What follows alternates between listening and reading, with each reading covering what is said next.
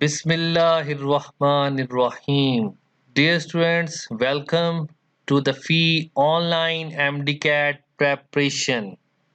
This is Dr. Numan Asgar, your biology expert. So let's start today's topic. Transport in plants. Opening and closing of stomata में सबसे पहले हम बात करेंगे guard cells. जो guard cells हैं उन्हें कहा जाता है that function as multi sensory hydraulic valve. Multi sensory hydraulic valve इसका मतलब बहुत सारे जो फैक्टर्स हैं उसको ये सेंस कर सकते हैं गार्ड सेल्स। अब एनवायरमेंटल कौन कौन से फैक्टर्स हैं जिनको ये सेंस कर सकते हैं, तो वो मैं अब यहाँ पे मेंशन करने लगा हूँ। Environmental factors include light intensity, quality of light, temperature, relative humidity, intracellular cell के अंदर जो कार्बन डाइऑक्साइड की कंसंट्रेशन होती है, तो इन सब एनवायरनमेंट्स को ये सेंस कर सकती है और इन सिग्नल्स के अकॉर्डिंगली जो है स्टोमेटा अपना रिस्पॉन्स देते हैं। तो इसमें जो हाइपोथेसिस डिसाइड हुए, टू हाइपोथेसिस हैं जो कि गिवन है in the case of opening and closing of stomata.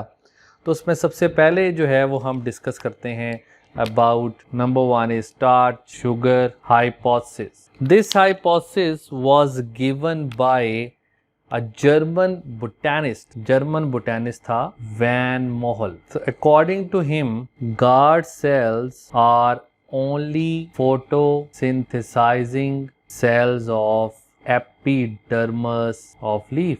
So only photosynthesizing cells हैं epidermis of leaf में. So I can show you here like this one. तो ये epidermis है अगर, तो उसमें ऐसे ये guard cell जो हैं ये present होते हैं like this one. तो ये गार्ड सेल में ही फोटोसिंथेसिस होती है, तो बाकी जो एपिडर्मल सेल्स हैं वो फोटोसिंथेसिस परफॉर्म नहीं करते क्योंकि गार्ड सेल्स के अंदर क्लोरोप्लास्ट प्रेजेंट होते हैं। तो अब इस हाइपोथेसिस को हम ज़रा क्लियरली ऑब्जर्व करेंगे, स्टडी करेंगे। तो गार्ड सेल जो कि बीन शेप स्ट्रक्चर्स होते हैं और इनके दरमियान में ये जो पोर प्रेजेंट होता है इसे हम कहते हैं स्टोमा। अब गार्ड सेल्स के अंदर क्लोरोप्लास्ट प्रेजेंट है, ये मैं शो कर रहा हूँ chloroplast in the case of guard cells. During day time photosynthesis perform होगी और उसके नतीजे में गार्ड सेल्स के अंदर फॉर्म होगी, ये मैं शो कर रहा हूँ ग्लूकोज के मॉलिक्यूल्स। ये ग्लूकोज के मॉलिक्यूल्स हैं जो फॉर्म होंगे in the case of photosynthesis. तो अब गार्ड सेल्स के नियर बाय में जो सेल्स हैं उनमें क्या है कि फोटोसिंथेसिस नहीं होती। तो गार्ड सेल्स में जब ग्लूकोज की क्वांटिटी इंक्रीज हो जाएगी तो गार्ड सेल्स हो जाएंगे hypertonic as compared to the nearby cells, और ये नियर बाय सेल्स हैं ये हाइपोटोनिक होंगे, जिसके नतीजे में क्या होगा कि ऑस्मोसिस का प्रोसेस होगा और यहाँ से जो वाटर है वो गार्ड सेल के अंदर मूव कर जाएगा। जब गार्ड सेल के अंदर वाटर मूव कर जाएगा तो ये गार्ड सेल टर्जिड हो जाएंगे और जिसके नतीजे में स्टोमा ओपन हो जाएंगे। So water move inside, guard cells turgid, stoma opens. So this is the opening of the stomata. जब guard cells के अंदर water enter होगा तो guard cells जो हैं वो turgid हो जाएंगे, जिसके नतीजे में ये जो stoma है ये ओपन हो जाएगा। This one is stoma. और इन द सेकेंड केस क्या होगा कि आफ्टर रेस्पायरेशन स्टेप, जब रेस्पायरेशन का जो स्टेप है वो हो जाएगा, रेस्पायरेशन में ग्लूकोज यूज हो जाएगी, तो रेस्पायरेशन में ग्लूकोज यूटिलाइज हो गई, जिसके नतीजे में क्या होगा वाटर जो है move outside guard cell and stoma close. अब क्या हुआ कि यहाँ पे जो ग्लूकोज है वो जब यूज हो जाएगी तो जो नियर बाय सेल्स हैं वाटर उनमें मूव कर जाएगा इसमें से निकल के और ये हो जाएंगे फ्लैसिड। जब ये फ्लैसिड होंगे तो स्टोमा क्लोज हो जाएगा।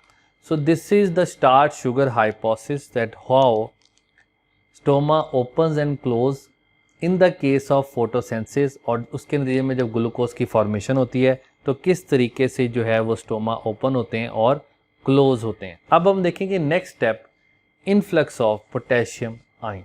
तो second hypothesis is influx of potassium ions. So that is also very important. So in one case this is the guard cell and that is the other case.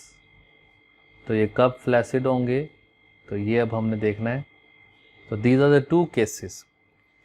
अब near by sales भी मैं इसके साथ यहाँ पे बना देता हूँ, लाइक दिस वन. ये नियर बाय सेल्स हैं. In that case too, these are the nearby cells. So what happened? Two factors are important over there. दो चीज़ें जो हैं वो पोटेशियम के इन्फ्लक्स को कंट्रोल करती हैं. एक है level of carbon dioxide in the spaces inside leaf. एक फैक्टर तो ये है. तो पहले हम इसको डिस्कस कर लेते हैं. अगर हम कार्बन डाइऑक्साइड के लेवल की बात करेंगे जब वो इनसाइड द लीफ ज़्यादा है या कम है, तो अगर कार्बन डाइऑक्साइड लीफ के अंदर कार्बन डाइऑक्साइड की कंसंट्रेशन कम है, if the concentration is less carbon dioxide in leaf, तो क्या होगा? Potassium ions from the nearby cells से पोटेशियम आयंस जो हैं वो inside the guard cells move करेंगे. जब पोटेशियम आयन मूव करेंगे तो गार्ड सेल्स हो जाएंगे hypertonic and as a result of which the water will move inside the guard cell. तो वाटर गार्ड सेल्स के अंदर मूव कर जाएगा, लाइक दिस वन. ये वाटर की मूवमेंट शो की मैंने. तो वाटर जब मूव करेगा गार्ड सेल जो हैं वो टर्जिड हो जाएंगे. जब वो टर्जिड हो जाएंगे तो स्टोमा ओपन हो जाएगा. अब इस केस में क्या हुआ कि अब कार्बन डाइऑक्साइड की अब क्या हुआ, नाइट टाइम में क्या हो रहा है, जो कार्बन डाइऑक्साइड है वो जो यूटिलाइज हो गई थी, अब कार्बन डाइऑक्साइड की कंसंट्रेशन ज़्यादा हो गई ड्यू टू रेस्पायरेशन. तो रेस्पायरेशन का अमल हुआ जिसके नतीजे में अब कार्बन डाइऑक्साइड की कंसंट्रेशन ज़्यादा हो गई.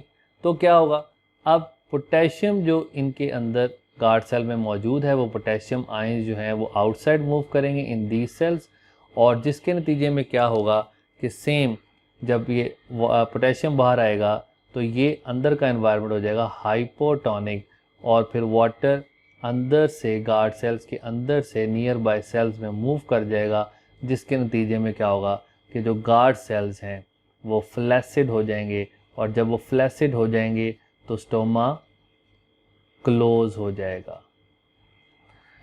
So this is the one factor. अब हम डिस्कस करते हैं second factor. The second factor is light. The second factor is light. अब वो लाइट भी कौन सी, ब्लू लाइट जो हम यहाँ पे डिस्कस करने लगे हैं, यानी कि जो ब्लू वेवलेंथ ऑफ लाइट है. अब जब ब्लू वेवलेंथ ऑफ लाइट जब फॉल करेगी तो उससे क्या होगा कि जो गार्ड सेल्स हैं उनका जो एनवायरनमेंट है वो एसिडिफाई हो जाएगा.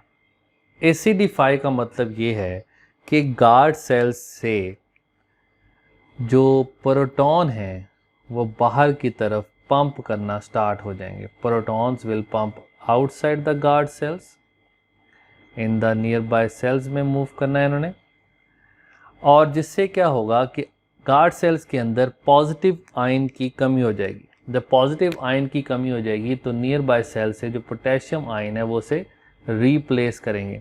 जब पोटेशियम आयन इसके अंदर एंटर होंगे तो इसका एनवायरनमेंट हो जाएगा हाइपरटोनिक, और जब हाइपरटोनिक एनवायरनमेंट हो जाएगा तो नियर बाय से water will move inside, like this one. जब वाटर मूव करेगा तो जो गार्ड सेल्स हैं वो टर्जिड हो जाएंगे, और जो स्टोमा है वो ओपन हो जाएगा.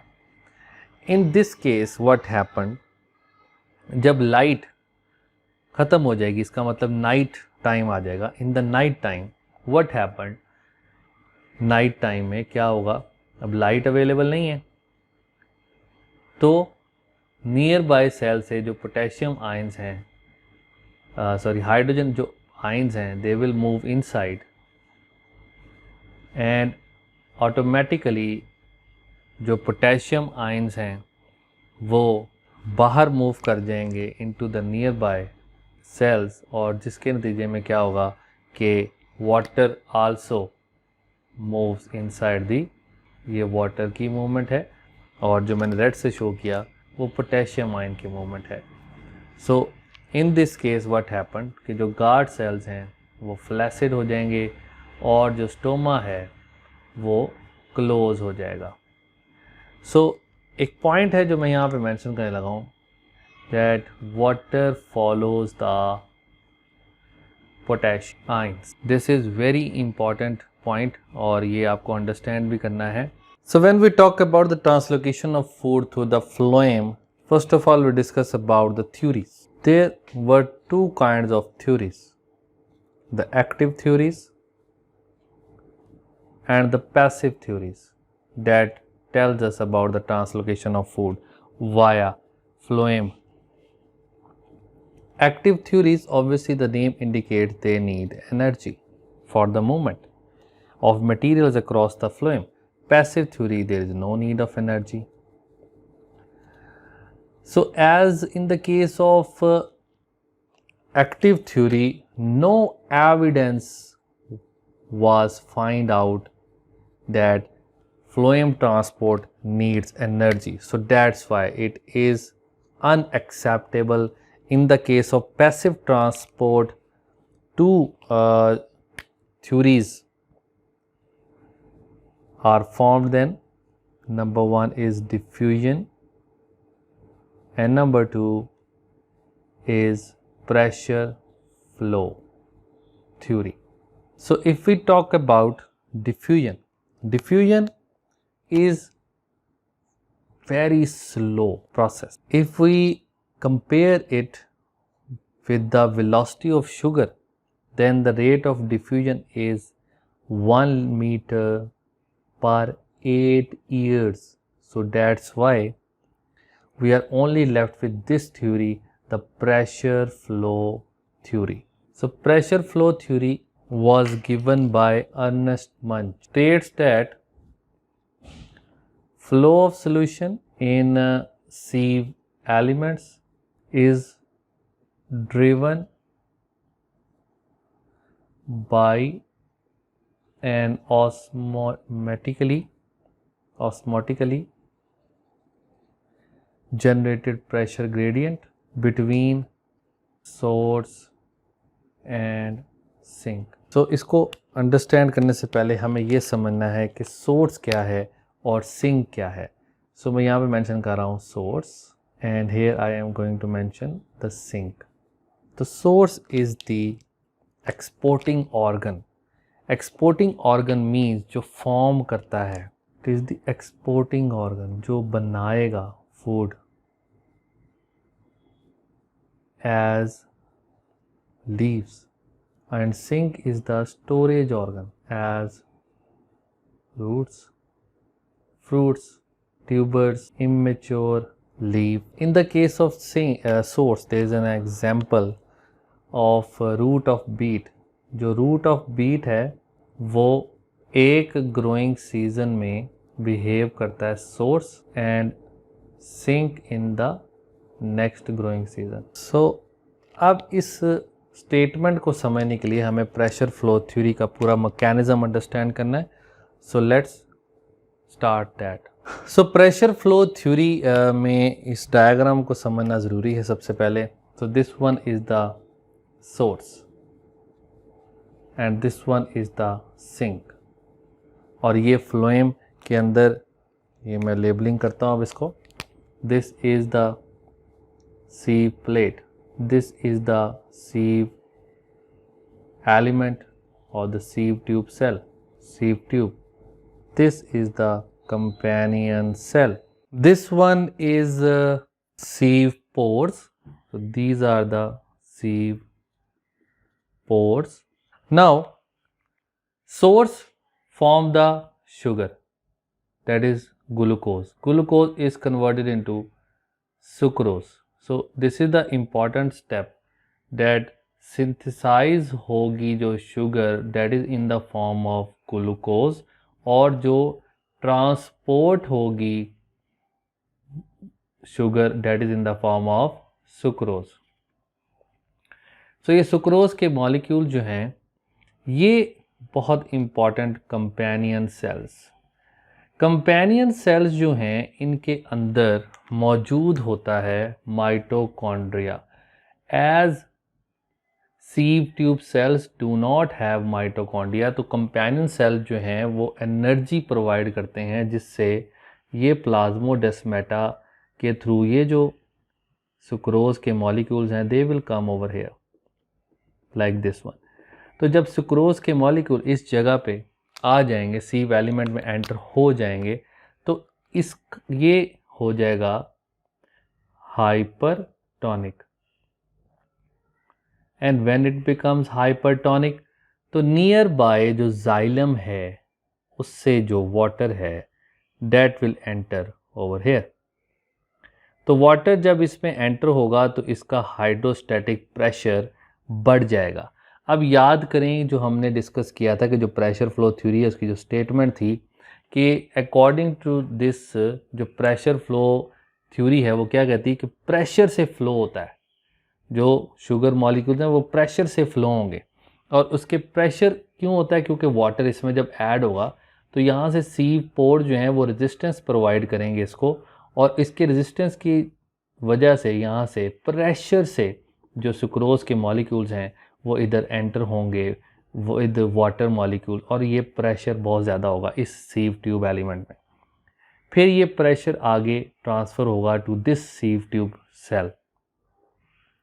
तो ये हाइड्रोस्टैटिक प्रेशर की वजह से यहाँ से फिर जो ये कंपेनियन सेल्स हैं ये एनर्जी प्रोवाइड करेंगे, और जो सुक्रोज के मॉलिक्यूल्स हैं they enter inside the fruits, और यहाँ पे वो एंटर होके they are converted into starch जो कि ग्रैनुलर फॉर्म में होती है, इसलिए वो हाइपरटोनिसिटी कॉज नहीं करती। तो यहाँ पे अब जो वाटर रिमेन रह जाएगा अब ये हो जाएगा hypotonic as compare to the nearby cells. तो यहाँ से फिर वाटर जो है that will move over here. So इस तरीके से जो प्रेशर फ्लो थ्योरी है वो वर्क करती है। अब यहाँ पे एक बहुत इम्पॉर्टेंट चीज़ है कि जो सुक्रोज है वो किस तरह मूव करेगी वाया एक्टिव ट्रांसपोर्ट, और यहाँ से जब वो मूव करेगी इस जगह पे तो ये हाइपरटोनिक हो जाएगा, फिर वाटर मूव करेगा नियर बाय जाइलम से इनटू दिस, हाइड्रोस्टैटिक प्रेशर बढ़ेगा, पोर से गुजरेगा, पोर से जो इसकी मूवमेंट है वो गार्डन हॉर्स की तरह होती है, और मूवमेंट करने के बाद ये कंडीशन हो जाएगी इसकी हाइपरटोनिक, स्टार्च में ये कन्वर्ट हो जाएगा inside the fruit inside the sink, और उसके बाद वाटर जो है इस हाइपरटोनिक से उस जगह पे मूव कर जाएगा जहाँ पे पानी जो है वो कम होगा। ज़ीरोफाइट्स की अगर हम बात करें तो ज़ीरोफाइट्स ऐसे प्लांट्स होते हैं जो कि ड्राई एनवायरनमेंट में सरवाइव करते हैं, ड्राई एनवायरनमेंट में रहते हैं। एडेप्टेशन इनकी हम देखें तो they have small thick leaves, जिससे इनका surface area proportion to volume of the plant वो रिड्यूस कर जाते हैं, यानी कि सरफेस एरिया कम हो जाएगा। जब सरफेस एरिया कम हो जाएगा तो इसका मतलब है कि ट्रांसपायरेशन रिड्यूस हो जाएगी। सो इसके बरक्स होते हैं वो हाइड्रोफाइट्स जो प्लांट्स होते हैं उनका जो सरफेस एरिया वो ज़्यादा होता है, तो सरफेस एरिया जब ज़्यादा होगा तो ट्रांसपिरेशन ज़्यादा होगी। थिक वैक्सी लेदरी क्यूटिकल जो कि एक्स्ट्रा प्रोटेक्टिव लेयर होती है ऑन द एपिडर्मस वो इनमें प्रेजेंट होती है, और इनके जो स्टोमेटा होते हैं वो lower side of the leaves यानी कि lower surface of the leaves में प्रेजेंट होते हैं इन डिप्रेशन, इसलिए इनके जो स्टोमेटा है उनको ये नाम दिया जाता है संकन स्टोमेटा। कुछ प्लांट्स जो ज़ीरोफाइट्स में आते हैं जैसे कैक्टस हैं वो अपनी लीव्स को गिरा देते हैं ड्राई सीजन में, ट्रांसपायरेशन इस तरह कंप्लीटली स्टॉप हो जाती है। उनके जो स्टेम हैं वो फोटोसिंथेटिक ऑर्गन के तौर पे फिर काम करते हैं और स्टोर करते हैं water in the rainy season, जो यूज़ करेंगे वो ड्राई कंडीशंस में।